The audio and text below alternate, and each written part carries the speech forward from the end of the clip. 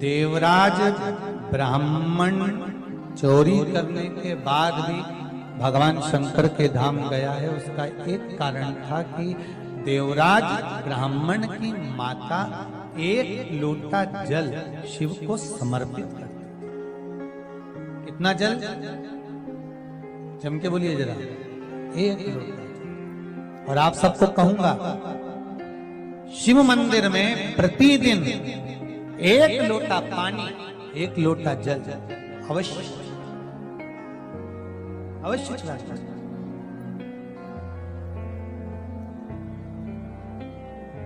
एक लोटा पानी भगवान शंकर को अवश्य। क्या होता है? 3 दोष समाप्त होते हैं एक लोटा पानी शिव जी को चढ़ाने से। 3 दोष। पहला पितृदोष, दूसरा वास्तु दोष और तीसरा कालसर्प दोष। जब हम घर में से जल लेकर जाते हैं तो हमारे घर का पानी जब जाता है तो घर का जो वास्तु केंद्र होता है वो रसोई घर होता है। रसोई घर में से जल ले जाकर शिव जी को चढ़ाते हैं तो उससे वास्तु दोष समाप्त। दूसरे नंबर पर है पितृदोष। घर का जो मटका होता है, परिंदा होता है, हंडा होता है, वो पितरों का स्थान होता है। उस पितरों के स्थान पर जो जल भरा होता है उसमें से अगर भाग भगवान शिव को चढ़ाया जाए तो पितरों का देवता आर्यमा भगवान शंकर के कहने पर चलता है। इसलिए वो भाग जब शिव को प्राप्त होता है तो आर्यमा संतुष्ट होकर पितरों को भी फल प्रदान करता है। तीसरे नंबर पर कालसर्प दोष। भगवान शंकर को एक लोटा पानी अगर चढ़ा रहे हो, भगवान शिव पर एक लोटा पात्र जल का अगर चढ़ा रहे हो तो आपका कालसर्प दोष समाप्त। कालसर्प दोष होता कैसे? शंकर भगवान का चढ़ा हुआ जल तुलसी जी में चढ़ाने से पत्रिका में कालसर्प दोष हो जाता है। जैसे माँ जो होती है ना, घर की जो माँ होती है, अगर गर्भ में बच्चा है, गर्भ में संतान है और वो शिव जी पर अगर एक लोटा पानी जैसे शंकर जी पर जल चढ़ाया, थाली में सारे भगवान को नेला लिया, गणेश जी, देवी जी, शंकर जी, सारे देवताओं को एक ही थाली में रखकर स्नान कराकर वो शंकर का चढ़ा हुआ जल जब चढ़ाया जाता है तुलसी जी में ले जाकर लोग डाल देते हैं, उससे जो बच्चा जन्म लेता है उस बच्चे की पत्रिका में कालसर्प दोष आ जाता है।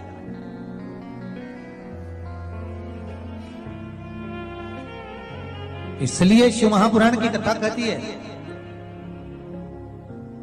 सारे देवताओं को भले एक ही थाली में स्नान करा लो, एक ही पात्र में स्नान करा लो, पर देवाधिदेव महादेव को एक छोटे से पात्र में अलग से स्नान करा लेना चाहिए, अलग से।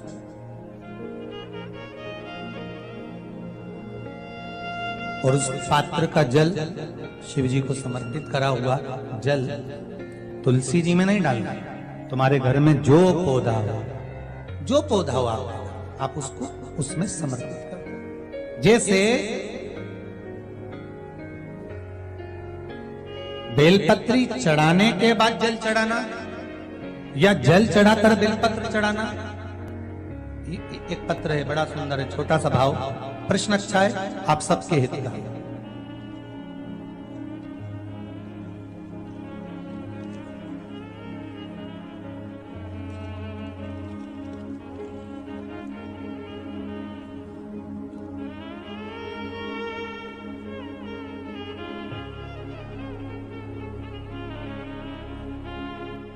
अरुणा जी अग्रवाल जयपुर, झरना जी अग्रवाल जयपुर राजस्थान से इन्होंने प्रश्न किया है, गुरुदेव दूध, कच्चा दूध केवल शिवलिंग पे चढ़ाना चाहिए या पूरे शिव परिवार पे चढ़ाना चाहिए? प्रश्न अच्छा है। और शिव महापुराण की कथा रुद्राक्ष उत्सव चल रहा है तो आप उसको समझें। दूध केवल शिवलिंग पे चढ़ाना चाहिए या जो शिवलिंग के आसपास में सभी परिवार विराजमान होता है उस पे भी चढ़ाना चाहिए? अगर लिंग पुराण आप उठाकर देखेंगे तो लिंग पुराण में एक बड़ा सुंदर संवाद आता है जिसमें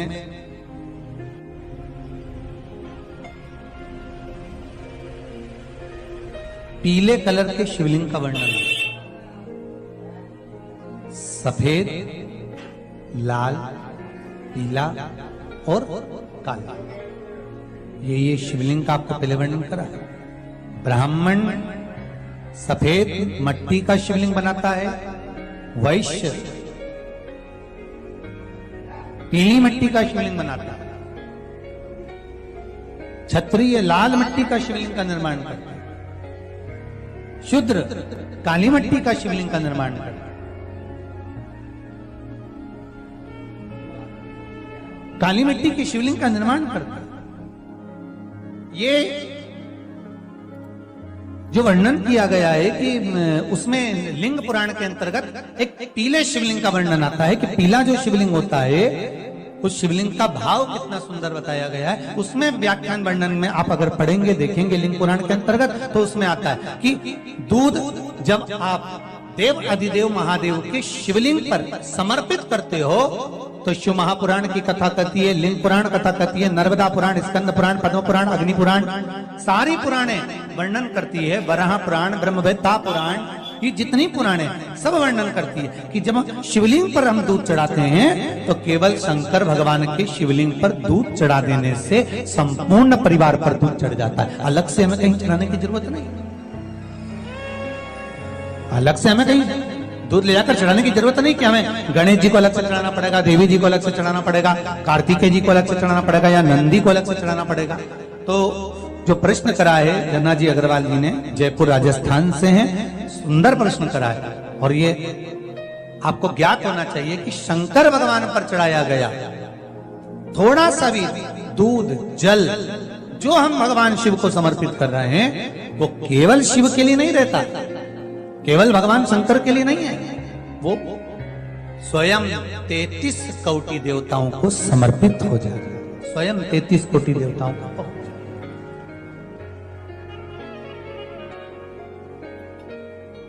अलग से देने की जरूरत नहीं है।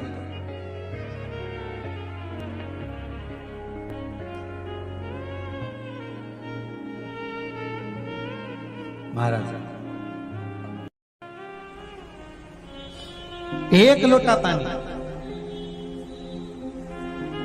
बेलपत्री आप शिवलिंग पर पहले चढ़ा रहे हैं, उसके बाद जल चढ़ा रहे हैं। दूसरा, जल चढ़ाने के बाद बेलपत्र चढ़ा रहे हैं।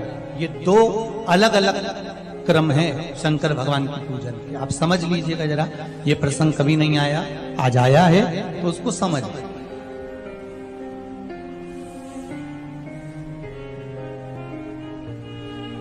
पहले बेलपत्र, उसके बाद में जल जो चढ़ाया जाता है ये रोग मुक्ति के लिए चढ़ाया जाता है। काहे के लिए चढ़ाते हैं अपन? रोग के निवारण, रोग मुक्ति के। जैसे कोरोना महामारी के अंतर्गत अपन सबने स्मरण किया ऑनलाइन शिव महापुराण में कि एक वर्णन किया था कि अगर ज्यादा स्वास्थ्य गड़बड़ हो रहा है तो एक लोटा दूध था और एक लोटा पानी बेलपत्र रखकर फिर चढ़ाने का उस समय पर वर्णन किया था। आप लोगों ने, कई लोगों ने उसको किया और उसका लाभ आपको मिला। उसी तरह आप शिव मंदिर में जाकर दर्शन करेंगे तो दो चीजें अपने को दर्शन करने को मिलेगी। एक भक्त आता है शंकर जी के मंदिर में, लोग भाव से पहुंचते हैं तो पहले वो क्या करते हैं, पहले बेलपत्री चढ़ा देते हैं फिर जल चढ़ा देते हैं। और एक भक्त जो शिव मंदिर में पहुंचता है पहले जल चढ़ाता है फिर बेलपत्र चढ़ाता है। दोनों का अलग अलग क्रम है, दोनों का अलग अलग भाव वर्णन है। पहला, अगर बेलपत्र चढ़ाया है और उसके बाद अगर शंकर भगवान पे जल चढ़ा रहे हो तो ये रोग मुक्ति के लिए होता है। जैसे बड़े रोग किसी को हो जाए, रोग किसी को घेर ले तो वो बेलपत्री चढ़ाने के बाद फिर जल चढ़ाएगा तो उसको रोग थम जाएगा और फिर वो रोग आगे नहीं बढ़ेगा, आगे नहीं बढ़ेगा। रोगों को थामने के लिए बेलपत्री पहले फिर जल। और जब कुछ कार्य के लिए आप, सिद्धता के लिए आप, अच्छे कार्य के लिए आप, मन की प्रसन्नता के लिए, आनंदता के लिए आप शिव आराधना कर रहे हो, आप शंकर की आराधना कर रहे हो, तो आप जल चढ़ाकर फिर बेलपत्री चढ़ाओ, उसका लाभ आनंद में। आपने जल चढ़ाया, उसके बाद बेलपत्री चढ़ाई।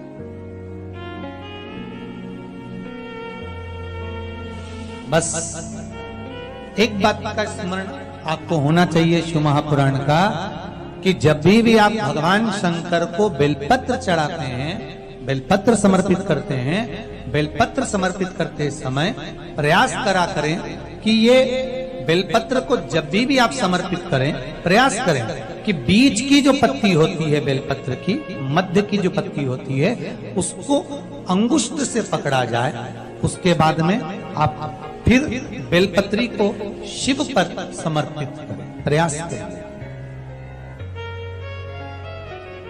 बेलपत्र जो हम भगवान शंकर को समर्पित करते हैं, उसका मध्य जो भाग होता है, बेलपत्री का जो 3 देवताओं का मध्य जो भाग होता है, उसको पकड़कर बेलपत्री को शिव को समर्पित करना चाहिए। पूर्व की कथाओं में यह भी वर्णन किया है कि बेलपत्री की डंडी का मुख कहां होना चाहिए।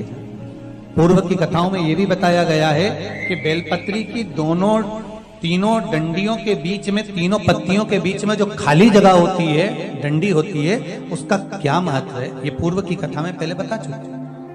पर आज जो क्रम चल रहा है कथा का, उसमें अपन जो समझ रहे हैं वो ये होना चाहिए कि आप किस कामना से जल चढ़ा रहे हैं, आपके जल चढ़ाने का क्रम क्या है। अगर आप रोग मुक्ति के लिए चढ़ा रहे हैं तो पहले बेलपत्र चढ़ेगी, फिर जल चढ़ेगा। आप कार्य सिद्धि के लिए चढ़ा रहे हैं, पहले जल चढ़ेगा, फिर बेलपत्र चढ़ेगी। और यदि कोई विशेष कार्य है आपका, जो आपको भगवान शंकर से जाकर कहना है, कोई विशेष कार्य, जैसे ब्रह्मलोक में ब्रह्मा है, वैकुंठ में भगवान विष्णु है, पर संसार सागर में, ब्रह्मांड में, मृत्यु लोक में अगर कोई देव है तो वो देव अधिदेव महादेव, वो देव अधिदेव महादेव, दूसरा नहीं।